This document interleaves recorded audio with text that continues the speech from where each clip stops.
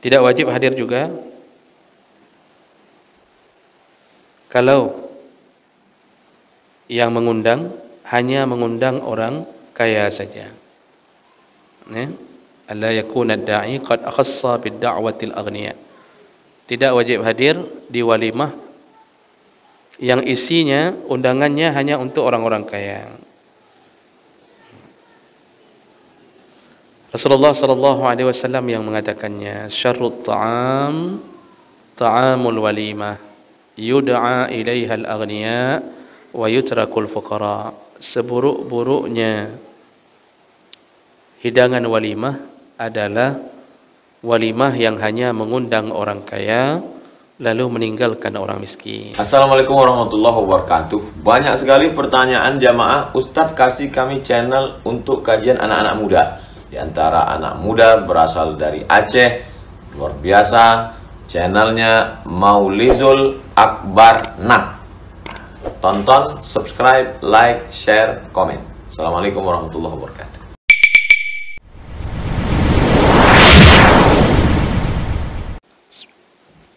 Assalamualaikum warahmatullahi wabarakatuh. Alhamdulillahirabbil alamin. Wa bi ni'matihi tatimmus shalihat. Asyhadu an la ilaha illallah wahdahu la syarika lah. Wa asyhadu anna Muhammadan 'abduhu wa rasuluhul karim.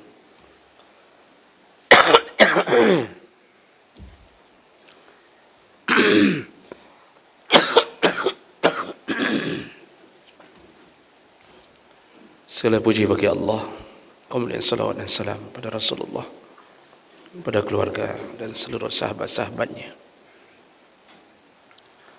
Bapak-bapak, jamaah salat maghrib dan isya yang Allah muliakan insyaAllah, kita akan kembali membahas pembahasan yang terputus dengan masalah kurban, yaitu kita sedang membahas tentang hukum-hukum dan adab-adab seputar walimah. Kita sudah bahas bahwa hukum menghadiri walimah itu wajib, namun bisa menjadi wajib apabila syarat-syaratnya terpenuhi. Artinya tidak ada penghalang yang menyebabkan wajib hadir. Kita sudah bahas beberapa perkara yang menyebabkan seseorang boleh tidak hadir ketika diundang walimah perkawinan. Jadi sebenarnya kalau diundang itu, kalau tidak datang dosa, ya, tidak datang ke walimah orang tanpa ada halangan dosa. Namun ada perkara-perkara yang menyebabkan boleh tidak hadir. Sekedar pengingat ulang, karena ini sudah terselang dengan beberapa pertemuan tentang kurban, maka sekedar pengingat ulang. Ada yang menjadi penghalang wajib hadir yang berkaitan dengan tempat. Ya, berkaitan dengan tempat. Di antaranya, yaitu tempat diadakan walimah itu tidak ada kemungkaran. Kalau ada kemungkaran tidak boleh hadir. Contoh kemungkaran, disediakan makanan, minuman yang haram, atau ada joget, ada musik-musik yang diharamkan. Ya. Jadi kalau ada maksiat di tempat itu, maka malah sebaiknya tidak hadir. Kan sering ada walimah, Pak. Di samping buat walimah disediakan meja judi. Jadi pemuda-pemuda kampung berjudi di tempat-tempat pembuatan walimah. Itu kalau sudah model kayak gitu enggak usah hadir. Karena dengan kehadiran kita dianggap meridai perbuatan tersebut. Itu juga kalau ada musik yang ada penari, joget, keyboard yang sifatnya diharamkan dalam agama, itu enggak usah hadir. Lebih baik tidak hadir. Namun kalau hanya sekedar salawat-salawat, itu masih boleh untuk dihadiri. Baik, kemudian tempat itu tidak ada gambar atau patung atau anjing. Jadi kalau ada benda-benda itu, maka tidak perlu hadir ke tempat walimah itu. Jadi kalau ada tempat buat walimah tapi ada lukisan makhluk hidup, ada patung, nah itu tidak usah hadir. Karena di situ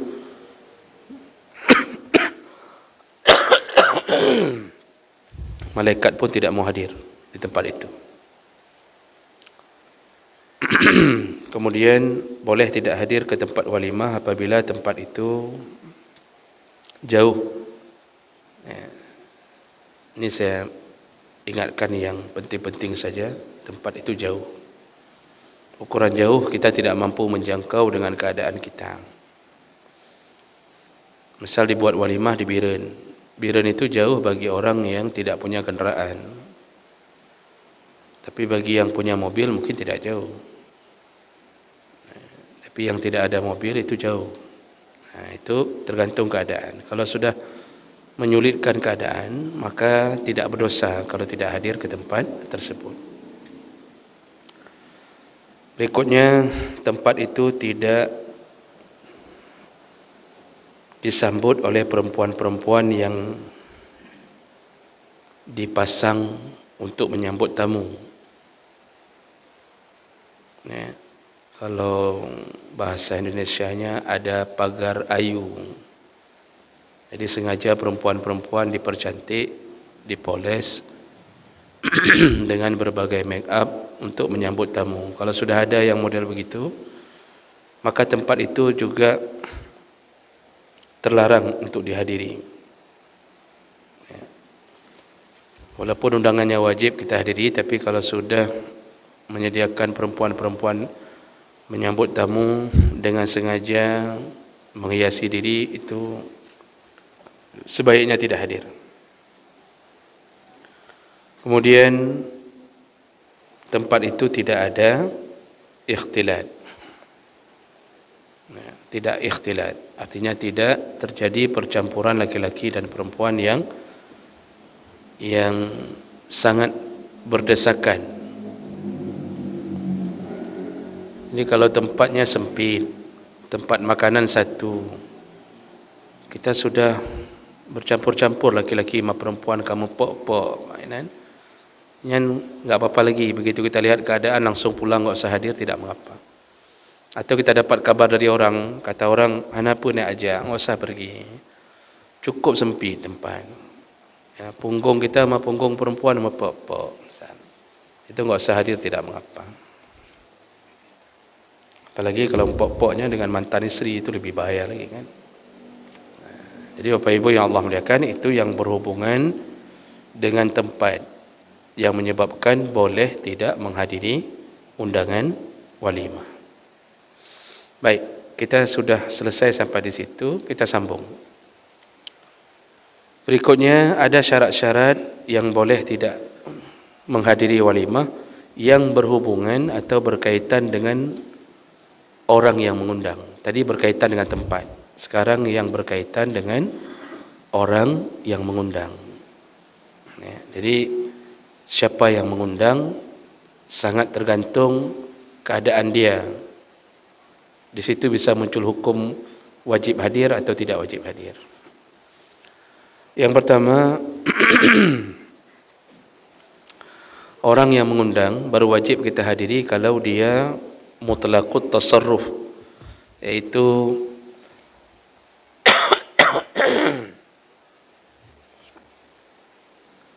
orang yang punya kelayakan hukum, kecakapan hukum. Maksudnya,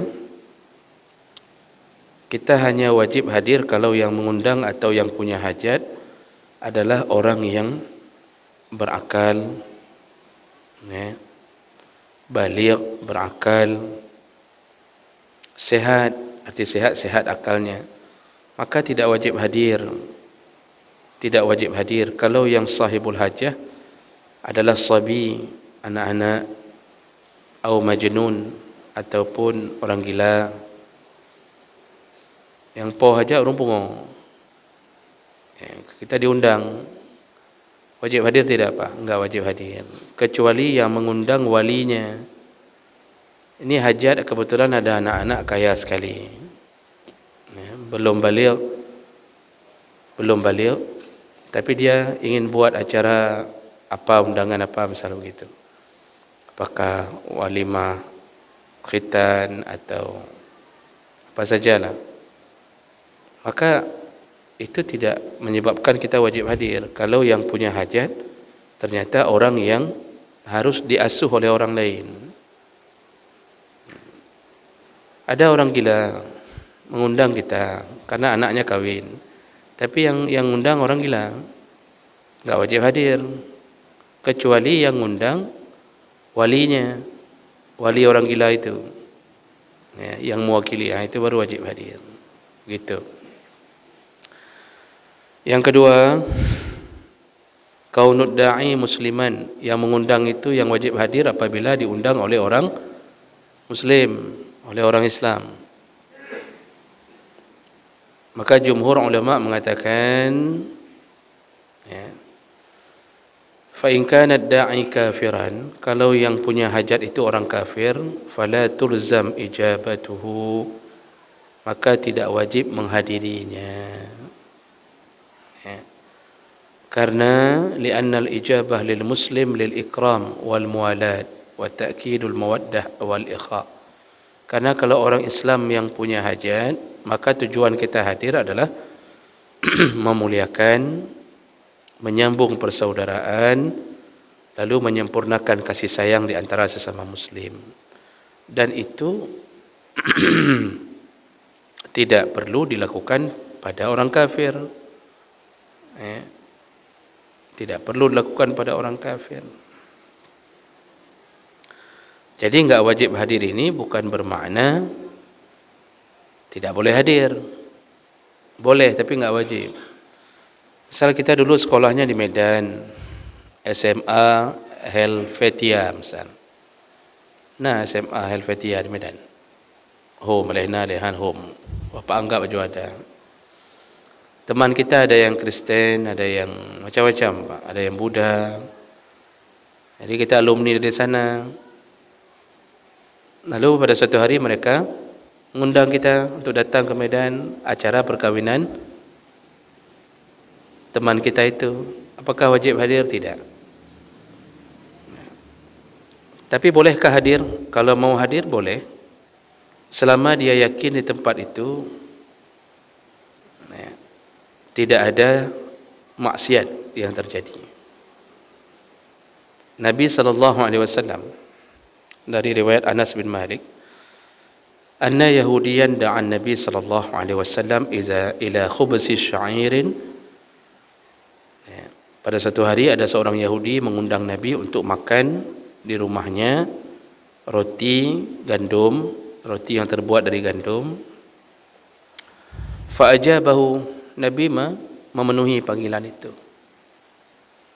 Nah, karena makanannya juga makanan halal, artinya terbuat roti dari gandum. Tapi kalau disediakan makanan-makanan haram, karena biasanya kalau undangan orang kafir itu yang pertama makanan dulu. Mereka akan menyediakan makanan yang kita haramkan, babi, babi panggang, babi rebus, babi macam-macam, ada goreng basah macam-macam. Lalu ada anjing di situ, ada patung-patung di situ. Lalu kemudian aurat mereka terbuka. Maka di saat seperti itu, walaupun boleh hadir, tapi lebih baik tidak hadir.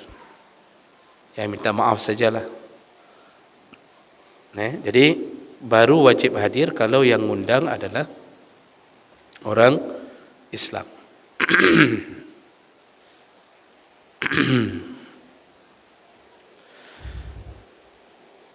Kemudian yang berikutnya, alla yakuna da'i fasiqan. Kita baru wajib hadir ke walimah kalau yang punya hajat bukan orang fasik. Artinya, kalau dia orang fasik, maka enggak wajib hadir. Apa itu fasik? Orang yang pernah melakukan dosa besar, belum taubat, dan sering terbiasa melakukan dosa kecil. Jadi jumhur ulama mengatakan, fa in kana da'i fasiqan, kalau yang mempunyai hajat atau sahibul hajah adalah orang fasik, yaitu pelaku maksiat, fala tulzamu ijabatuhu, maka tidak wajib seseorang untuk menghadirinya. Ya.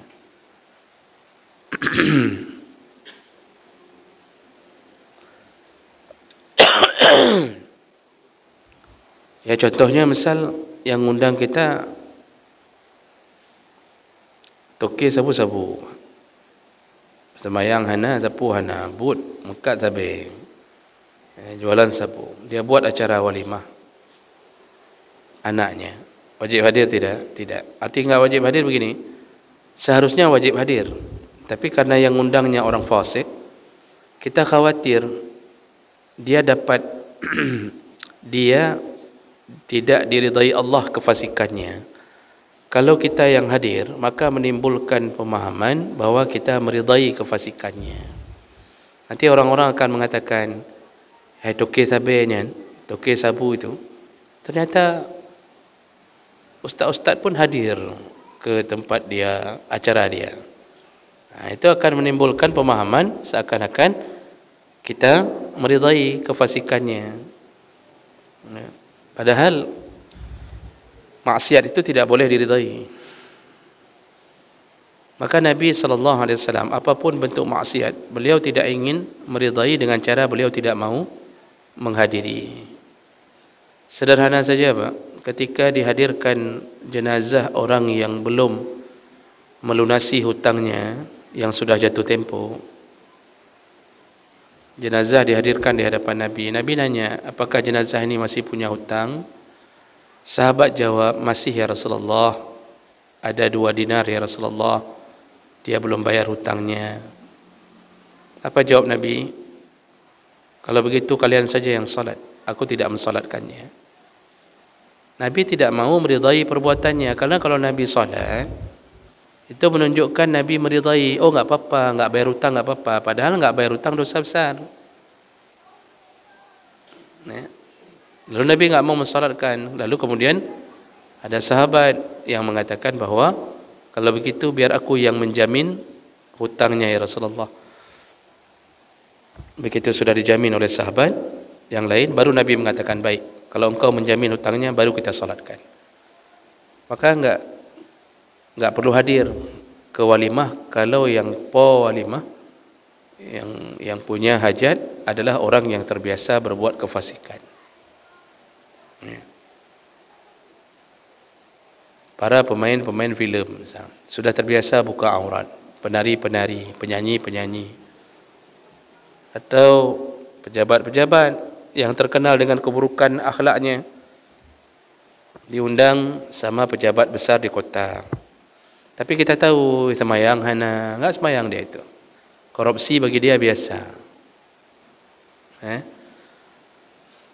Itu enggak perlu hadir. Oh, tetapi ramai yang hadir. Biasanya yang hadir pun yang tidak paham. Ya, biasanya dari sebahagiannya kalangan para penjilat biasanya. Yang suka melihat dijilat-jilat itu biasa suka hadir situ. Maka dosakah kita enggak hadir diundang oleh orang yang ahli maksiat? Enggak dosa. Tidak mengapa. Enggak hadir pun enggak mengapa. Oh, besok-besok ditanya, ketemu pekan hana ada. Tinggal bilang saja alasannya sikit peruat. Menghindari untuk tidak terjadi permasalahan lebih besar, maka dibolehkan. Itu yang ketiga, yaitu tentang kondisi orang yang undang adalah orang fasik, boleh tidak hadir. Kemudian berikutnya, alla yakuna ghalibu malid da'i min haram. boleh tidak hadir ke walimah kalau kita tahu yang punya hajat itu melakukan walimah itu dengan uang haram.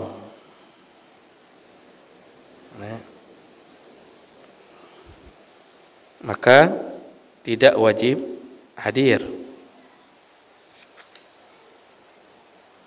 Dan yang tidak wajib hadir itu kalau kita yakin bahwa hartanya sebagian besarnya haram. Tapi seandainya hartanya bercampur, maka makruh menghadiri. Artinya lebih baik enggak usah hadir kalau bercampur. Pagi PNS jadi guru, harta halal. Sore mekat tabeh. Pagi kerja yang halal, sore sampai malam melakukan pekerjaan haram. Jadi bercampur, dia buat walimah bisa jadi bukan dari gaji gurunya, bisa jadi yang dia ambil bercampur dengan gaji penjualan yang haram. Nah, yang model begini itu makruh kalau sudah bercampur, makruh hadir. Arti makruh hadir lebih bagus enggak hadir.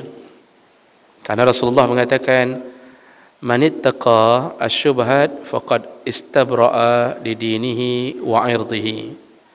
Barang siapa yang menjauhkan diri dari syubhat, maka dia telah mensucikan agama dan kehormatannya. Jadi kalau sudah syubhat itu enggak jelas, Pak. Orang bertanya akan mengatakannya dia itu ada dua pekerjaan tu, pagi pekerjaan halal, malam pekerjaan haram. Kayak mana kita? Maka makruh hadir. Artinya lebih bagus enggak usah hadir.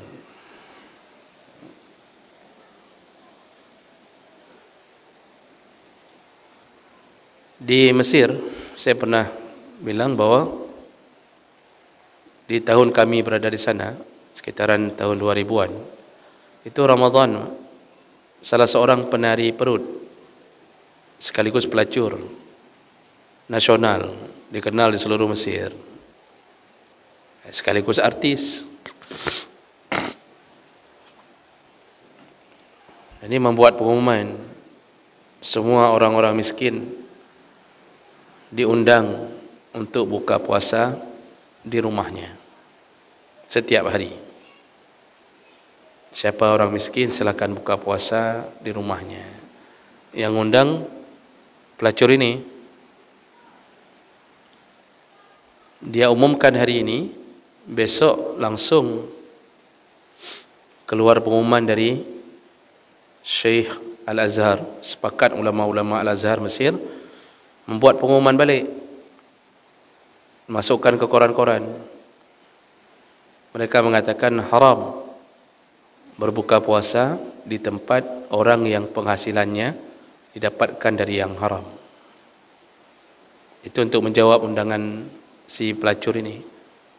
Jadi ulama langsung mengatakan jangan buka puasa di situ, karena dia menyediakan makanan dari hasil pekerjaan yang haram.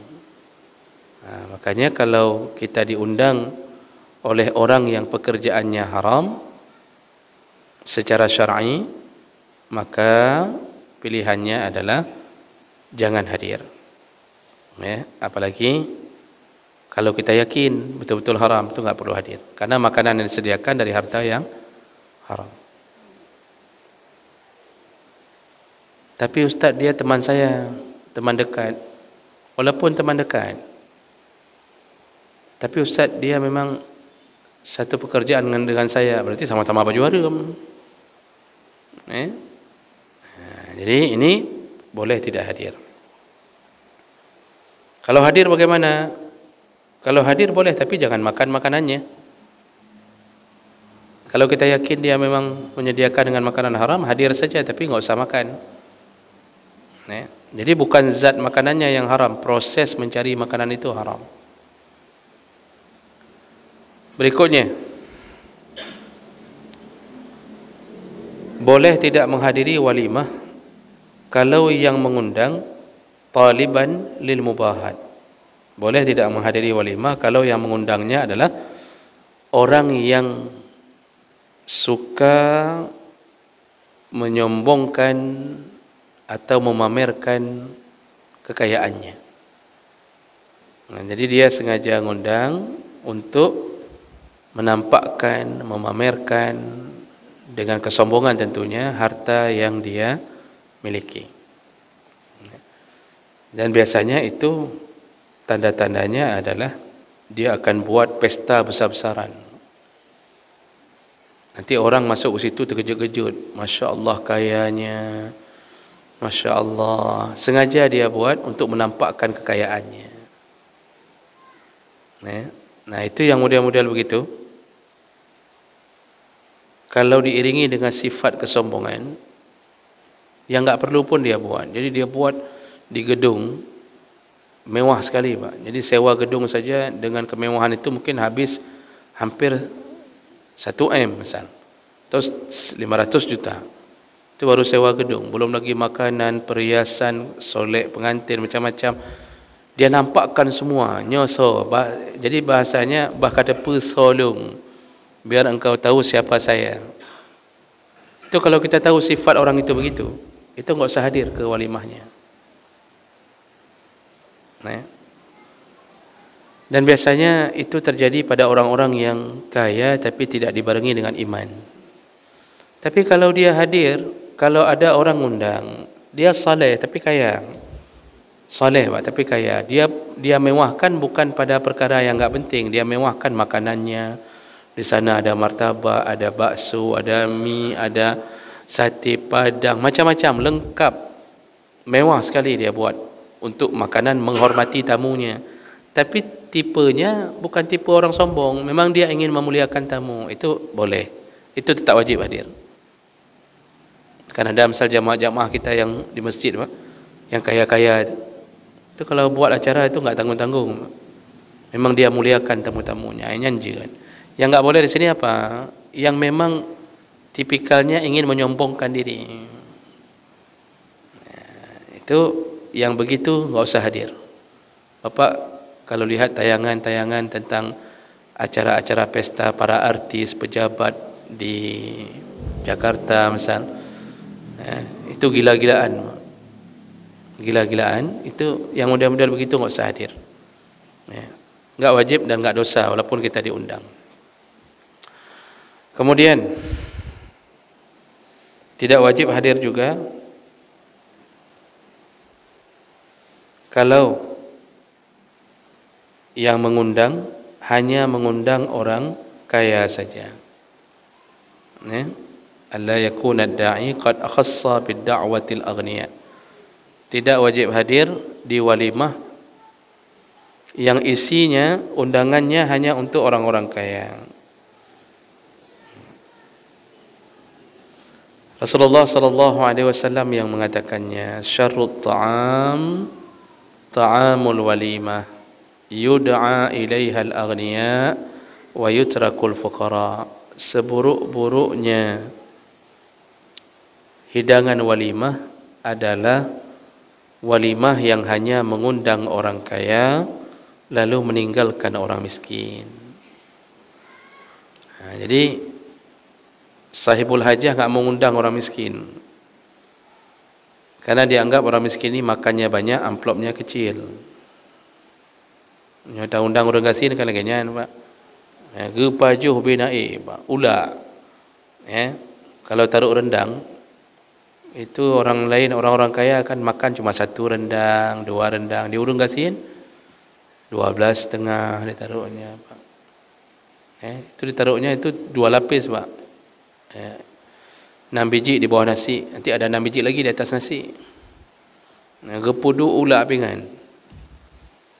Waktu kasih amplop, waribe setengah. Makanya kadang-kadang ada orang enggak mengundang orang miskin. Bagus dia undang orang-orang kaya, itu pikiran dia. Daripada kita undang orang miskin rugi aja.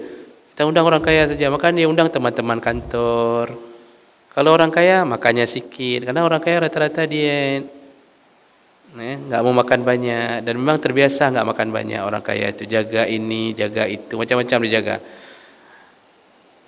Makan sedikit, amplop 50 ribu, 100 ribu. Akhirnya apa? terbersit di hatinya, cukup mengundang hanya orang kaya saja, enggak perlu undang orang miskin, rugi kita, enggak pulang modal.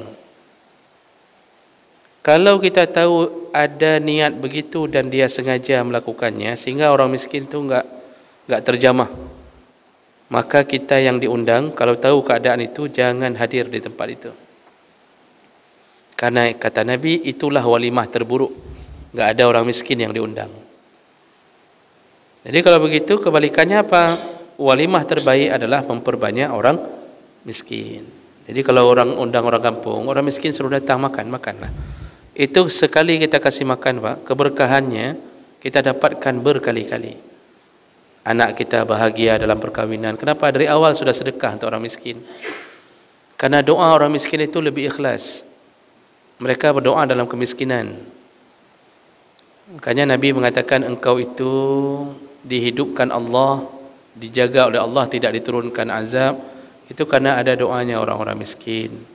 Engkau itu diberi rezeki oleh Allah karena doanya orang-orang miskin. Maka banyak-banyak ngundang orang miskin.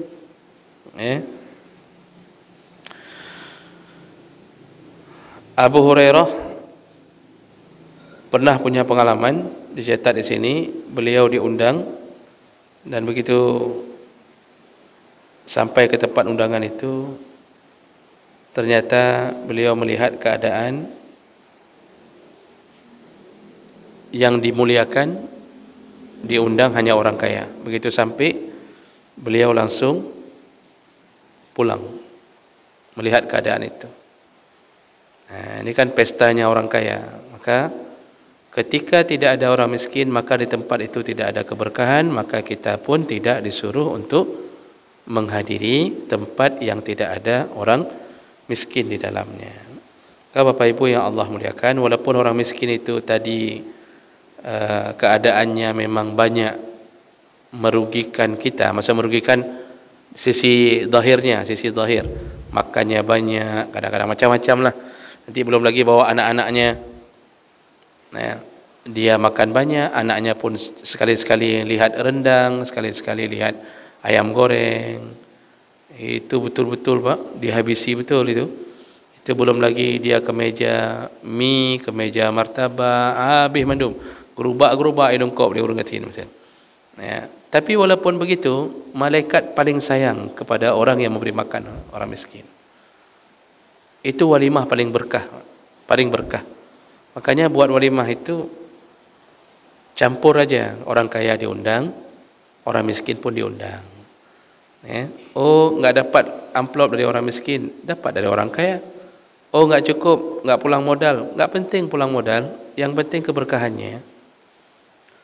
Karena kita ini, Pak, kita ini jarang bersedekah sampai memberi makan 1000 orang kecuali hari walimah.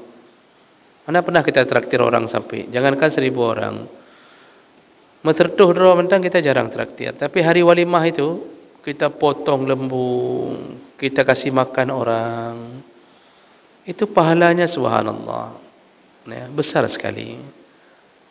Jadi itu hari orang bersedekah yang paling banyak pahala. Maka jangan hancurkan walimah kita dengan niat untuk menolak orang miskin, lalu kita berharap dari orang kaya. InsyaAllah kita bertemu kembali di bulan yang akan datang. Masih bersambung, Pak, masih ada syarat berikutnya. Kita tutup dengan kafarah majlis. Subhanakallahumma bihamdik, asyhadu an la ilaha illa anta, astaghfiruka wa atubu ilaih.